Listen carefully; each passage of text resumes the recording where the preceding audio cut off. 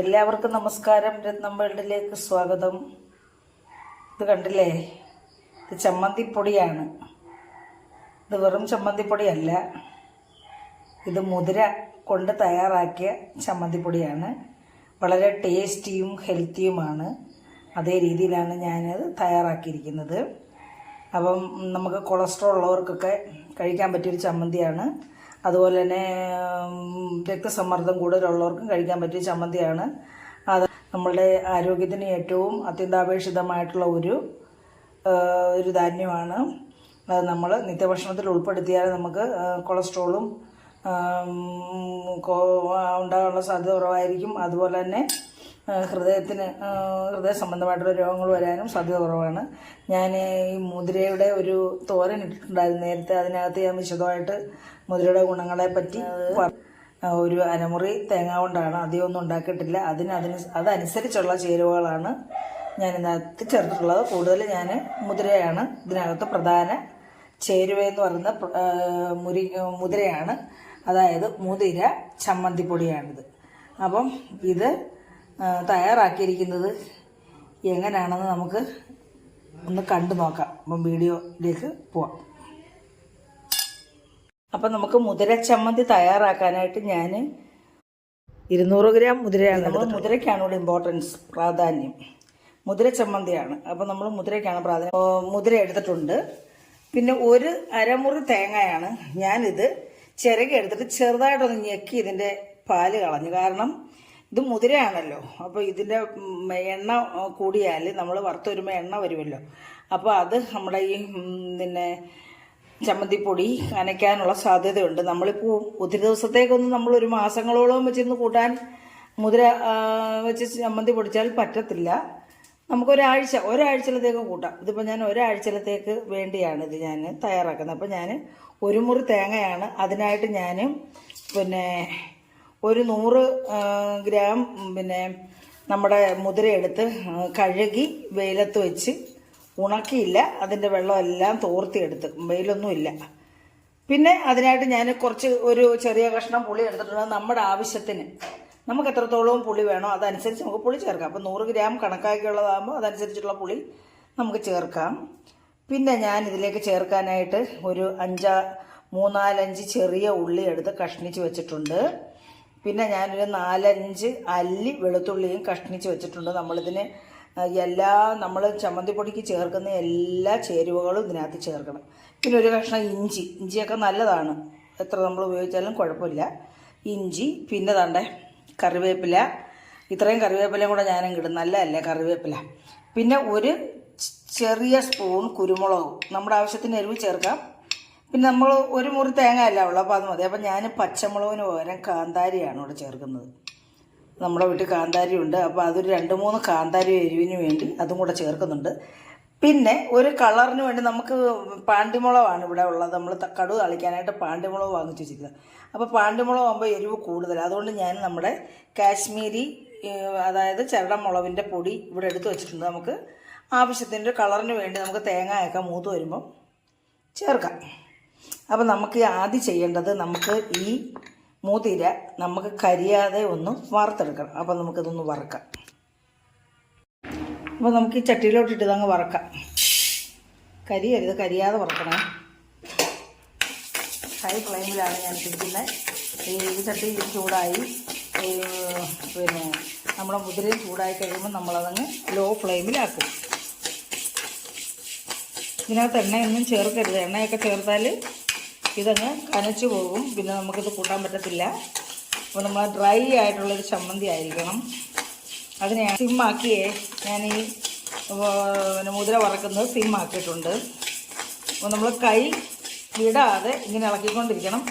കൈ വിട്ടാൽ ഇത് കരിയും കേട്ടോ, ഒരു സൈഡിൽ ഇരുന്ന് കരിയും. അപ്പം നമ്മുടെ മുതിര ഇവിടെ നന്നായിട്ട് മൂത്തിട്ടുണ്ട്. എന്താ കറുത്തിട്ടില്ല, എല്ലാം ഒരുപോലെ മൂത്ത് വന്നിട്ടുണ്ട്. അപ്പോൾ നമുക്കിനിയും അടുത്ത സാധനങ്ങളൊക്കെ നമുക്ക് വറക്കാം. അപ്പോൾ നമുക്ക് ഈ ഇഞ്ചിക്കൊക്കെ മൂപ്പ് കൂടുതൽ. നമ്മൾ ഇഞ്ചിൻ്റെ കൂടെ കിട്ടി. ആദ്യം നമ്മൾ ചട്ടിയിലിട്ട് ഇഞ്ചി വറക്കുകയാണ്. ഇഞ്ചി ഒന്ന് ചൂടാകുമ്പോൾ നമുക്കിതിലേക്ക് ചെറിയ ഉള്ളിയും വെളുത്തുള്ളിയും ഇവിടെ അങ്ങിട്ട് കൊടുക്കാം. ഒന്ന് മൂക്കട്ടിൻ്റെ വെള്ളമോ മായോ ഒക്കെ ഒന്ന് മാറട്ടെ, എങ്കിൽ അത് മൂത്ത് നല്ല ക്രിസ്പി ആവത്തുള്ളേ. ഉള്ളിയുടെ വെള്ളമൊക്കെ തോർന്നിട്ടുണ്ട്. നമുക്കിനി ഇതിലേക്ക് ചെറിയ ഉള്ളിയും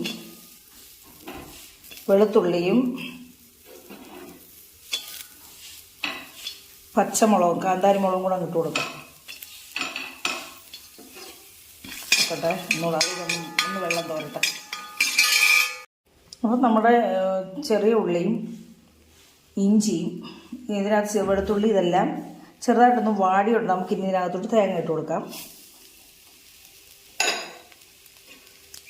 നമുക്ക് ഇളക്കാം. ഞാനിതിപ്പോൾ ലോ ഫ്ലെയിമിലായിട്ടിരിക്കുന്ന കേട്ടോ. ചട്ടി നന്നായിട്ട് ചൂടായിട്ടുണ്ടല്ലോ. അപ്പോൾ നമ്മൾ ലോ ഫ്ലെയിമിലിട്ടാണ് വറക്കുന്നത്. അപ്പം നമ്മൾ ഈ സമയത്ത് കുരുമുളകും ഇട്ട് കൊടുക്കും. മൂക്കണ്ടായോ? നമ്മൾ ആ പുളി അങ്ങ് ഇട്ട് കൊടുക്കും. പുളി എണ്ണമയമല്ല, നമ്മുടെ ആവശ്യത്തിന് പുളി എടുക്കാം കേട്ടോ. ഞാൻ ആവശ്യത്തിന് എടുത്തിട്ടുള്ളൂ. നമ്മുടെ ആവശ്യത്തിന് പുളി ചേർക്കാം.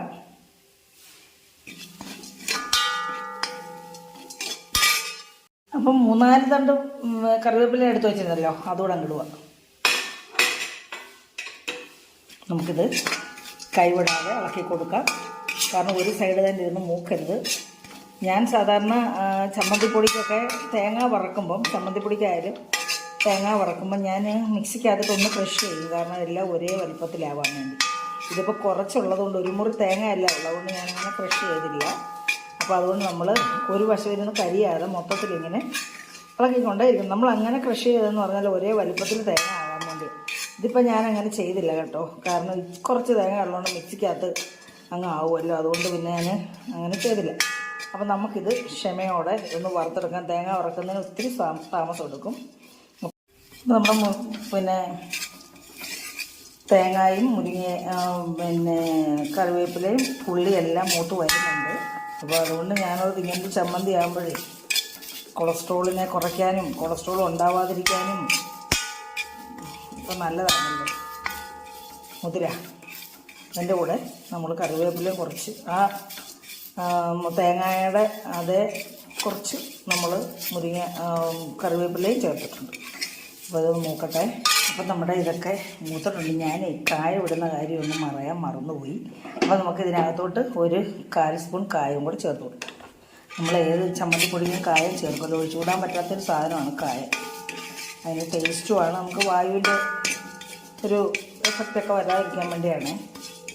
അപ്പോൾ നമ്മുടെ ഇതെല്ലാം നല്ല മൂത്തിട്ടുണ്ട്. എല്ലാം ഇതിനകത്ത് ചേർത്തിരിക്കുന്ന എല്ലാം മൂത്തിട്ടുണ്ട്. നമ്മൾ കുറച്ചെല്ലാം എടുത്തോളൂ. അപ്പോൾ ഇതിലേക്ക് ഇനി ഞാൻ ആവശ്യത്തിനുള്ള ഉപ്പ് ചേർത്ത് കൊടുക്കുവാണേ. ഉപ്പൊക്കെ ചേർക്കുമ്പോൾ വളരെ ശ്രദ്ധിക്കണം. ഉപ്പ് കൂടാൻ സാധ്യത നോക്കണം. ഇപ്പോൾ ഒരു 1/4 സ്പൂൺ ഉപ്പേ ഞാൻ ചേർക്കുന്നുള്ളേ. കൂടിയാൽ നമുക്ക് ഒന്നും ചെയ്യാൻ പറ്റത്തില്ല. പിന്നെ ഞാൻ ഇതിനകത്തോട്ട് ഒരു 1/2 സ്പൂൺ മുളക് പൊടിയും കൂടി, ഒരു 1/2 സ്പൂൺ മതി. നമ്മൾ എരിവിന് കാന്താരി മുളക് ചേർത്തിട്ടുണ്ട്, കുരുമുളകുണ്ട്. നമുക്കിനി ഇതൊന്ന് മൂക്കട്ടെ.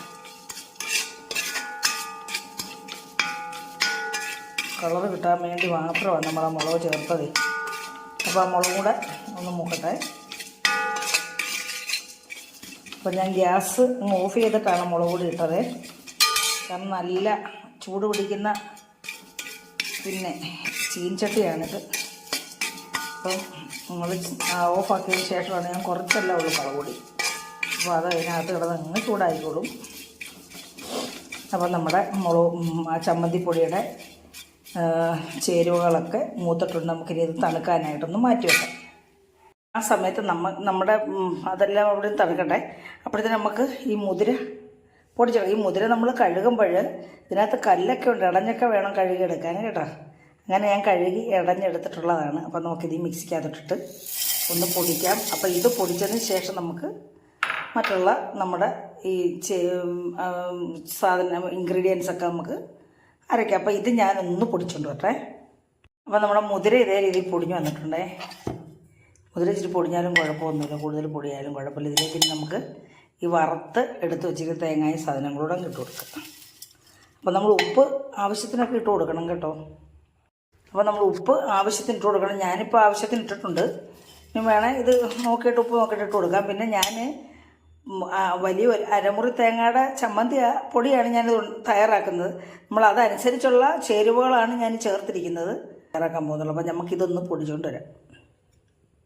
അപ്പോൾ ഒരു രക്ഷയില്ല, നല്ല ടേസ്റ്റാണ് ഇത് കൂട്ടാൻ കേട്ടോ, നല്ല രുചിയുണ്ട്. നമ്മൾ ആവശ്യത്തിന് ഉപ്പൊക്കെ ചേർത്ത് നമ്മൾ ഇപ്പം മുതിര ആയതുകൊണ്ട് അത് ക്രഷ് ചെയ്ത് കടിച്ച് കിടക്കണ്ടെങ്കിലും കടിക്കുന്നുണ്ട് കേട്ടോ, കടിച്ചാണ് കിടക്കുന്നത്. കടിക്കുന്ന ഒരു രീതിയിലാണ് നമ്മൾ ചവയ്ക്കുമ്പോൾ നന്ന് കടിച്ച് കിട്ടുന്നുണ്ട്.